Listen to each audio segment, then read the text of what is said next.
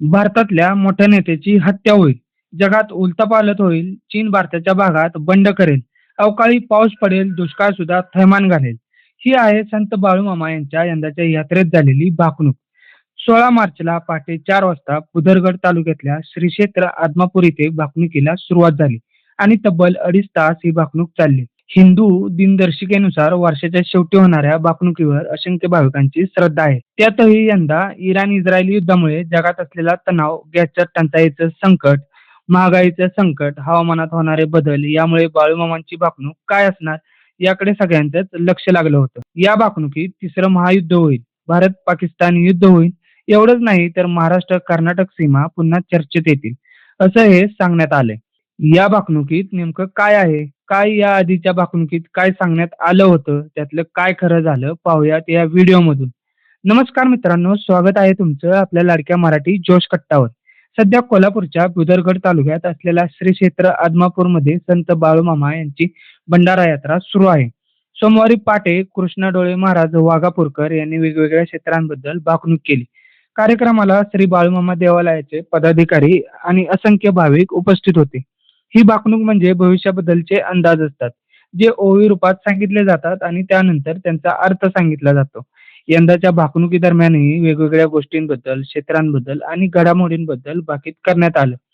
सध्या सुरू असलेलं इराण-इस्रायल युद्ध, त्याचा इतर देशांना आणि खास करून भारताला बसणारा फटका, यामुळे जागतिक परिस्थितीबद्दल आणि युद्धाबद्दल काय भाकीत केलं जातं, याकडे सगळ्यांचंच लक्ष होतं. पण यंदाच्या भाकणुकीत जागतिक स्तरावर तणाव वाढण्याची शक्यता व्यक्त केली गेली. चीन आणि कोरिया हे देश भविष्यात जगासाठी धोकादायक ठरू शकतात. भारत आणि पाकिस्तानमध्ये मोठं युद्ध होण्याची शक्यता आहे. भारतीय सैनिक सीमेवर शौर्याने लढतील आणि पाकिस्तानचा काही भाग भारताच्या ताब्यात घेतील. पाकिस्तानचा चौथा भाग कोणी काबीज करेल, चीन भारताच्या भागात बंड करेल, असं भाकीत करण्यात आलं आहे. सोबतच इस्लामिक राष्ट्र एकमेकांसोबत युद्ध करतील आणि जगात तिसऱ्या महायुद्धाचा भडका उडेल, अशी शक्यता वर्तवण्यात आली आहे. देशाच्या आणि महाराष्ट्राच्या राजकारणाबद्दल सुद्धा यंदाच्या भाकणुकीत मोठे अंदाज वर्तवण्यात आले आहेत. त्यानुसार भारताच्या राजकारणात मोठी उलथापालथ होईल, अशी शक्यता सांगण्यात आली. भारतात एखाद्या मोठ्या राजकीय नेत्याची हत्या होईल, मोठे पक्ष सत्तेपासून दूर राहतील, तर छोट्या पक्षांचे महत्त्व वाढेल. मोठ्या पक्षांमध्ये 2 गट पडतील. केंद्रात मात्र कमळच फुलेल. काही राजकीय नेते मोठ्या घोटाळ्यात अडकून तुरुंगात जातील, तर देशात मोठ्या चळवळी उभ्या राहतील. नव्या कायद्यांची अंमलबजावणी होईल. देशात समान नागरी कायदा लागू होईल. जातीवाद राजकारण, महाराष्ट्र कर्नाटक सीमा प्रश्न चर्चेत येतील, असे अंदाज या भाकणुकीतून वर्तवण्यात आले आहेत. त्यानंतर या भाकणुकीत हवामान आणि पर्यावरणाबद्दल सुद्धा भाकीत करण्यात आलं आहे. त्यानुसार यंदा ऋतूचं चक्र विस्कळीत होईल. अवकाळी पावसाचं प्रमाण वाढेल. काही भागात दुष्काळाची परिस्थिती निर्माण होईल. नद्या, तलाव आणि जलाशय आटण्याची शक्यता आहे. नद्या जोडण्याच्या प्रकल्पाला गती मिळेल, पण कर्नाटकमधल्या एखाद्या जलाशयाला तडा जाऊन नुकसान होऊ शकतं. मेघराजा ताळतंत्र सोडेल, त्सुनामी, वादळ होईल, मोठं नुकसान होईल, भूकंप होतील, जनतेला नुकसानीचा सामना करावा लागेल. जंगलातले प्राणी, पक्षी गावात येतील, मनुष्य जंगलात राहायला जाईल, अशी भाकणूक करण्यात आली आहे. सोबतच कृष्णा डोळे महाराजांनी पैशाच्या जोरावर मनुष्याला न्याय मिळेल. उन्हाळ्याचा पावसाळा होईल आणि पावसाळ्याचा उन्हाळा होईल. वैरणीला सोन्याची किंमत येईल. धान्याची आणि वैरणीची चोरी होईल. बकऱ्याची किंमत कोंबड्याला येईल, बैलाची किंमत बकऱ्याला येईल, असे या भाकणुकीत सांगितले. त्यामुळे यंदा नैसर्गिक आपत्ती येणार का, याबद्दलची चर्चा आता सुरू झाली आहे. या भाकणुकीत महागाईचा भस्मासुर येईल, सोन्याच्या किमतीत मोठी वाढ होईल. या दरवाढीमुळे सामान्य माणसाचं जगणं कठीण होईल. गुंडांचं राज्य येईल. रेल्वे, विमानं आणि मोठ्या वाहनांचे अपघात होतील. बहीण भावाच्या नात्याला कलंक लागेल. जगात सत्य फासावर जाईल, तर 12 वर्षाची मुलगी मुलाला जन्म देईल. तरुण पिढी वाईट मार्गाला लागेल. 35व्या वर्षी लोकांना म्हातारपण येईल. जगात पाप वाढलं आहे. मानवाला 18 प्रकारचे आजार पडतील. विज्ञानाची प्रगती माणसासाठी घातक ठरेल. कोरोनापेक्षा मोठा आजार पसरेल, असंही भाकीत करण्यात आलं आहे.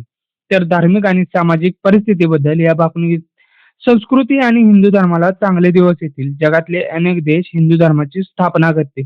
भारत देश हिंदू राष्ट्र होईल. अनेक देशांमध्ये हिंदू संस्कृतीबद्दल आकर्षण वाढेल. पशुधनाचे महत्त्व वाढेल आणि दूध, दुग्धजन्य पदार्थांच्या किमती वाढतील, असा अंदाजही व्यक्त करण्यात आलाय. कृष्णा डोळे महाराजांनी आपल्या भाकणुकीत सांगितलं की भारत देश हिंदू राष्ट्र होईल. भारत मातेचा जय जयकार करा. मी भारत मातेच्या रक्षणासाठी सदैव उभा राहीन. पुढे त्यांनी भाकणूक केली की चंद्र सूर्याची अकस्मात टक्कर होईल.